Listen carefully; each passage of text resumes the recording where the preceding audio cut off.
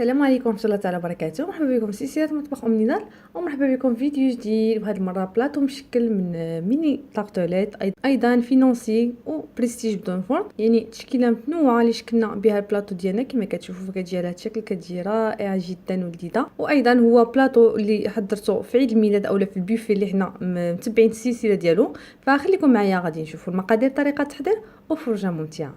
اذا غادي نبداو بلي ميني طارتوليت. كما كتشوفوا عندي هنا عجين ديال الصابلي.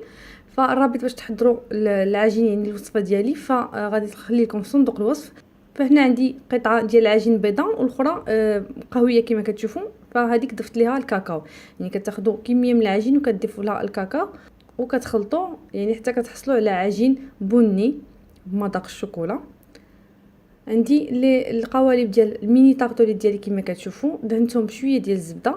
بالنسبه لهاد القوالب فهي متوفره في المحلات اللي كيبيعوا مواد الحلويات. اذا كناخذ العجين ديالي كنبسطو، ثم كناخذ قطعه اللي تكون كبر من القالب وكنقطع دائره اولا المربع، يعني على حسب القوالب اللي غادي نستعمل.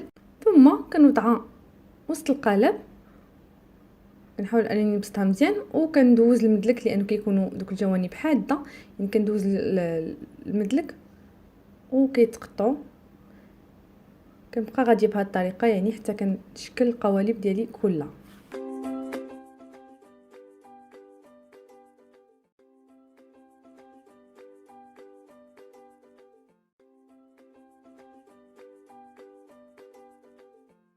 ونفس الشيء بالنسبه للعجين البني او لا عجين الشوكولا.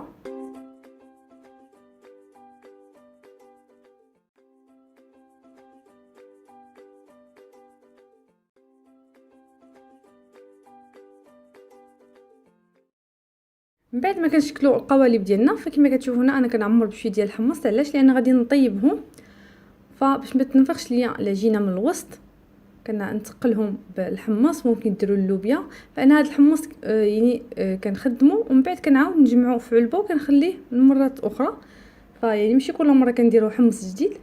ايضا كاينين واحد يعني حجرات اللي خاصين بهاد القضيه ديال اننا نتقلوا بها العجين، فكتباع في الاسواق، ممكن تستعملوها. ما كانش متوفره عندكم كتستعملوا الحمص او اللوبيا. ثم كندخلوهم الفرن حتى كيطيبوا وكيتحمروا. اذا بالنسبه للبريستيج الثاني اللي هو يعني بريستيج بدون فرن، فكما كتشوفوا خديت هذا القالب اللي فيه يعني اشكال على شكل دي طاس، وكنحاول انني نعمرهم بالشوكولا مزيان. ممكن تستعملوا الشتاء اولا بهذه الطريقه. من بعد غادي نخويوه.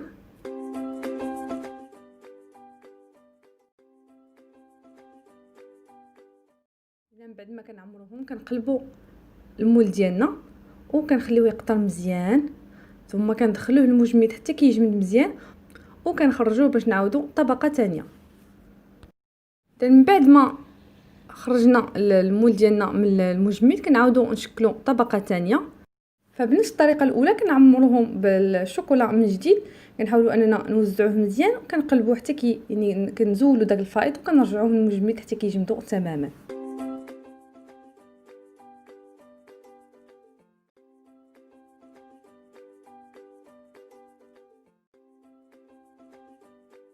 اذا باش غادي نعمروا هاد لي طاس ديالنا، فكما كتشوفوا عندي هنا جوج زليفات. فزليفه اللي فيها اللوز مقلي ومطحون، ممكن تضيفوا معاه شويه ديال النوازيت او لا الكركاع، يعني الاشياء او الفواكه الجافه اللي متوفره عندكم ممكن ديروها. ايضا هنا غادي نحتاجوا الكراميل ديال الحليب المركز المحلى.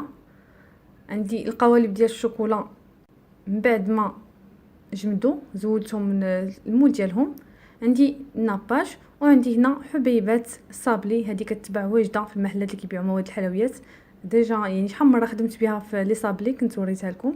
فهي حبيبات بمذاق الصابلي مقرمشه. كناخذ شويه من الكراميل وكنضيفو على المكسرات اللي انا غادي نعمر بها هاد لي طاس. كما قلت لكم اللي بغيتو واللي متوفر عندكم ممكن يعني ديروا نوع واحد اولا تخلطوا الانواع. انا هنا دايره اللوز مقلي، فيوتين، وشويه ديال النوازيت، ممكن تضيفوا ايضا الكركاع. فقط حمروهم شويه وهرمشوهم وكنخلطوهم بالكراميل مزيان. كناخذوا لي طاس ديالنا ديال الشوكولا وكنمروا غير الجوانب ديالهم في الناباج. باش يلصق لينا باش يلصقوا لينا دوك الحبيبات ديال الصابلي. ثم كنمروهم في الحبيبات ديال الصابلي، فالبلاصه اللي حنا دوزنا فيها الناباج غادي نلصقوا فيها هاد الحبيبات وكنحصلوا على لاطاس ديالنا بهذا الشكل. كنمشيو بنفس الطريقه يعني حتى كنكملوا لي طاس ديال الشوكولا ديالنا كاملين.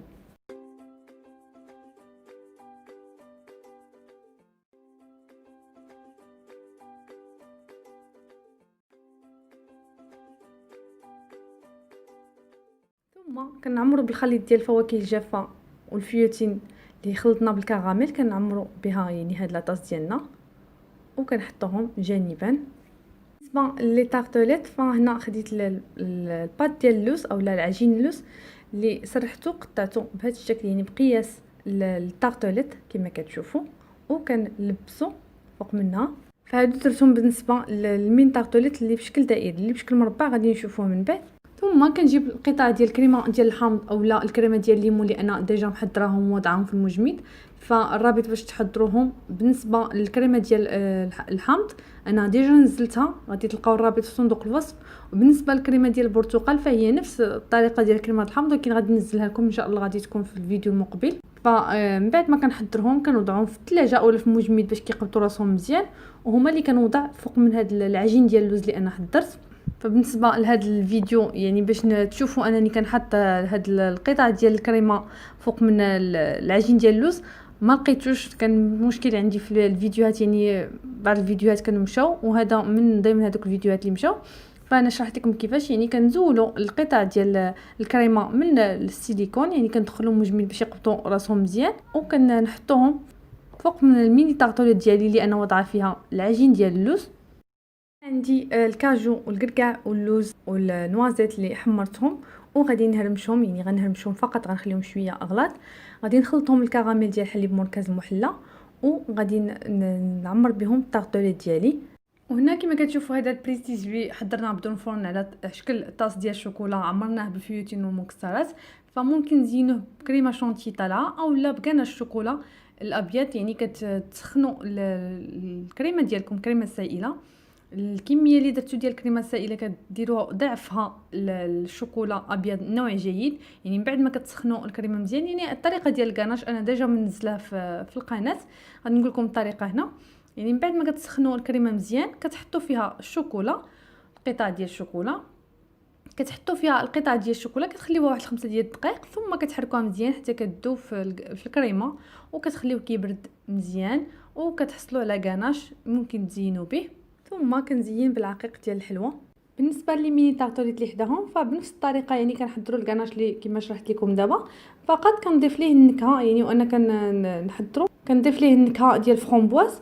وغادي دائما غنخرجوا بالبوش، يعني غادي تشوفوا الشكل ديالو في اخر الفيديو.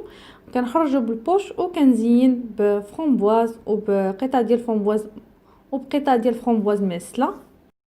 الفينونسي ديالي اللي حضرت غادي نخلي لكم الرابط طريقه التحضير ديالهم في صندوق الوصف. هنا كما كتشوفوا فيهم دوك القطع ديال الليمون اولا البرتقال معسل، فقط درته في السيليكون قبل ما نكب الخليط ديال الفينونسي. وهنا غادي نزينهم بقطع ديال الشوكولا، فهذا هو المول اللي استعملت كما كتشوفوا. فقط غادي نلصق الفينونسي ديالي بالقطعه ديال الشوكولا، طبعا بشوي ديال الشوكولا. بالنسبه للوصفه ديال الفينونسي كما قلت لكم فغادي تلقاوها في صندوق الوصف.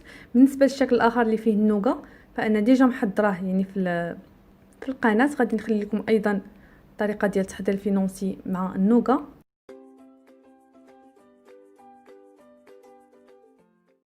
وكانوا هادو هما الاشكال ديال اولا البلاطو ديالنا اللي مشكل من بريستيج بدون فرن ميني طارطوليت او فينونسي. وصفات سهله جدا كتجي رائعه، والتقديم ديالها كيجي متميز يعني في لي بوفي ديالنا اولا في المناسبات ديالنا. شوفوا عندي المين طارطوليت اللي درنا فيها عجين اللوز وكريمه ديال البرتقال، ايضا الفينونسي اللي بالشوكولا، وايضا الميني طارطوليت اللي بالكاناش ديال الفرامبواز كما يعني شرحت لكم في الفيديو.